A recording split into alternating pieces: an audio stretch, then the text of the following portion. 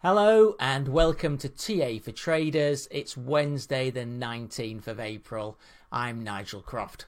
In this second video for today, we're looking at further effects of Theresa May's decision to go for a snap election on June the 8th. In the first video, we looked at the effect on sterling against both the dollar and the euro. And in this video, we'll be looking at the equity markets. So we'll be looking at the FTSE 100 and the mid cap, the FTSE mid 250.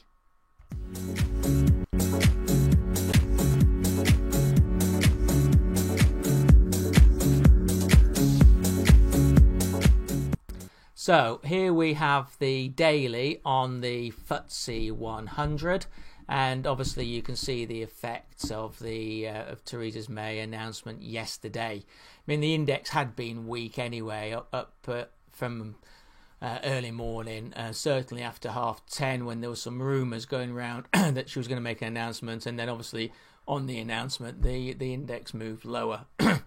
Excuse me. What you can see is that we've come right down to test the supports that we had in the first week of February. They haven't broken yet, so they are key support levels. We have broken down below the 20 and the 50-day moving average, which you can just see the yellow line. They're both virtually identical at the 73.17. The 20-day is tracking down and will move below the 50-day tomorrow. That's not a bearish sign though, technically, because the 50-day is still moving upwards. So it's a nothing indicator, but we are below the moving averages. And I mean, certainly the 50-day, people do see that as a medium-term indicator. And when we move below it, they do expect further downside. So we did crack well below it yesterday. So now we have the 20-day, which would act as resistance on the downside as it moves down, and we'd also get the 50-day starting to roll down, which would give resistance if we stay below it. The longer-term trend still in place, the 200-day still moving up, but as I said, we haven't quite broken these levels of support. You can see that the RSI is down at 31, so nearly oversold. MACD have just rolled down below the 0 and the shorter term below the longer term, so they're indicating negative momentum starting to come into this market. Looking at the weekly, and you can see that we've come back to test this key level of support, which held, as I said, the first week of February. If that doesn't hold, one would expect to come back towards the 50-week, which is at the 68.86 level. There's no other technical indicators there. We are below the 20-week. That's still moving up, so still will be a positive factor.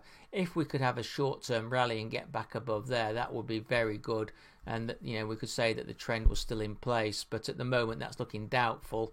On this weekly, the RSI just gone below 50, so virtually neutral but showing negative momentum, and likewise the MACD just starting to flash a sell signal there as the shorter term comes below the longer term. In the very short term, this is the 4-hour chart. We're having a bit of a rally today on the 4-hourly because we were very oversold. The RSI went below the 20, and so it's only natural that we get a slight reaction from that.